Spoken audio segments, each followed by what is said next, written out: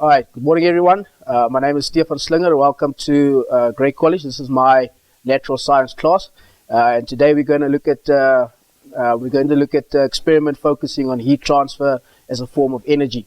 So, as an introduction, heat transfer can occur at three methods. It's conduction, radiation, and convection.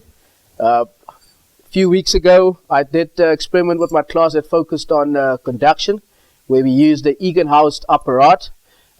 Egan-House apparatus is used to test conduction, where you have three different metals that can conduct heat, and then you test to see which one of the three metals are the best conductors when it comes to heat transfer.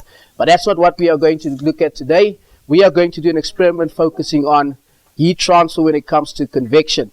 Now, the reason why we're doing convection is because when you look at heat transfer and conduction, it's quite easy to pick up, because you immediately see how the heat is being transferred from a warm side of the object to a colder side of the object. But in convection, it's a very different story, because convection only occurs when heat is transferred to the method of either using gases or liquids. So it's very difficult to see the particles actually moving in a gas, and it's very difficult to see the particles moving when it comes to a liquid. Whereas with conduction is the transfer of heat energy between two solids, and radiation is the transfer of heat energy between two solids, but there's a space between the two. For example, if you want to test conduction, you can go home today, turn on your mother's hot plate, put your hand on the plate, and you'll feel the heat being transferred to your hand. You might lose your hand, but you'll understand the experiment. And if you want to test radiation, all you have to do is just go home, light up a candle, and put your hands close to the candle, and the heat will be radiated towards your hand. But convection is a different story. So that's why we are going to test convection today. So what you need is you need two beakers. They must be the same size. I'll explain it later why they have to be the same size. You need food coloring for this experiment. You need filter paper. I'll also explain later on why I use a filter paper. Just get this out of the way. And you need hot water. So the first thing you need to do is you need to fill up one of the beakers with cold water. Normal tap water is fine. Make sure that you fill it up completely. And then the second beaker, you fill up with your hot water.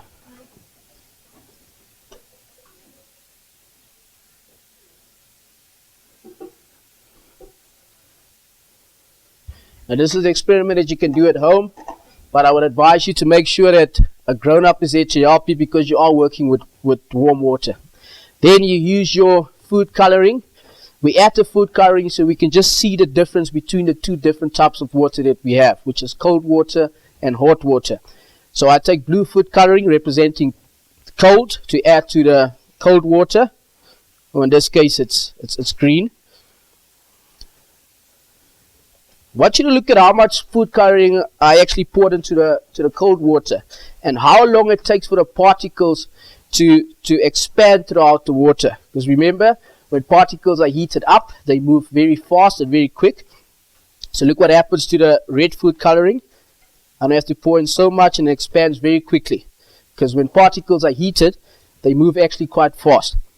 So all you do is, you just wait for your red food coloring to fill up the liquid.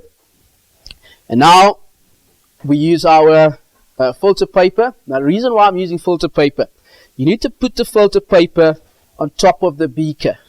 And the nice thing about filter paper is that it actually sticks to the beaker when you have to later on pull it out. Because if you use cardboard or anything, the cardboard becomes wet, and it's a very difficult situation to get it out. So all you do now is you take your filter paper, make sure you have enough filter paper, and you put it on one of your beakers, just to make sure it becomes very soggy.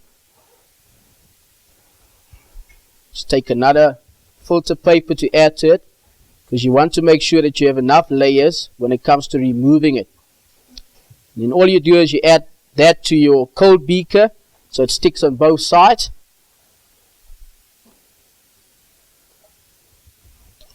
And once you can feel that the filter paper has stuck to the beaker, you take your cold water, because remember, convection actually happens in a current. So what we're supposed to see now is that the cold water will move down to the bottom, and the hot water would rise to the top. Now if you remember from grade 6 when we did matter and materials, remember matter comes in 3 stages, which is a solid, a liquid, and a gas. Now all three stages contain particles. And when particles are heated, they rise or they expand, as I showed you here on the board. Hot air expands and it rises. When particles are heated, they move further away from each other, and that causes the expansion between particles. That's why matter comes in those three stages, which is a solid, a liquid, and a gas. Now, cold particles are more dense.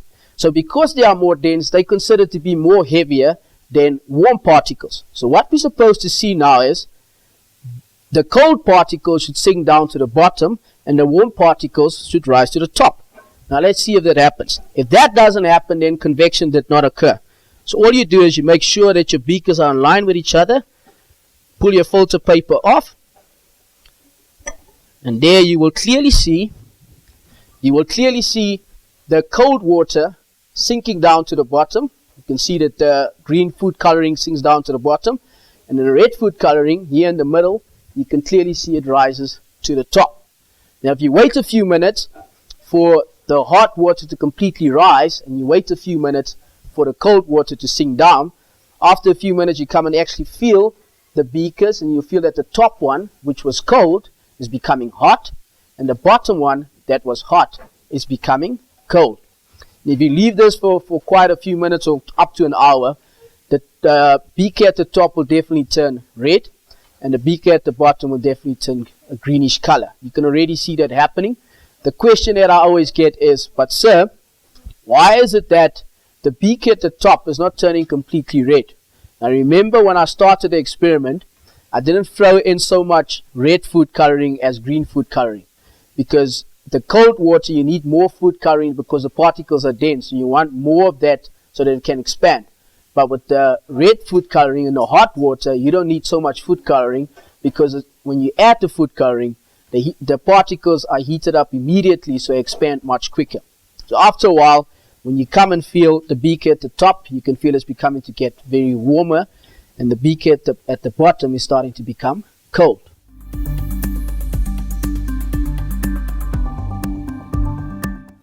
Alright, so any experiment needs a control. So what is a control? A control is where you do the same experiment again, but you just change the outcome to see if the experiment you did the first time is actually correct. So now we do the same process again.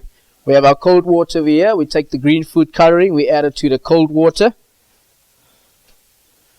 Once again, look how much I have to pour into the cold water to make sure that the particles fill up the spaces in the liquid. And look how much red food coloring I have to pour into the hot water. It expands very quickly. Like I said, if you add heat to particles, they move quite fast and they expand very quickly. Same thing, you take your filter paper, make sure that it sticks against the beakers, make sure the beakers are completely filled up to the top, because the air pressure should be the same.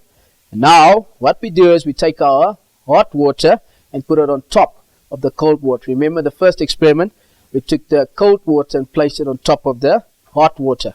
So if convection is actually true, what should happen is if the hot water is already at the top of the cold water, then it should stay there. So let's see if this happens. If it happens, then convection is actually correct. And this is what we call the control in our experiment. And you just pull out your filter paper. And there you can clearly see that convection did actually take place. The hot water stays at the top because the particles are expanding and hot water rises, and the cold water is already at the bottom because cold water is more dense, the particles are closely packed together, and the cold water stays at the bottom. So this is a very nice experiment that you can do at home, or you can even do in a class. Like I said, very important, you must have beakers that are exactly the same size.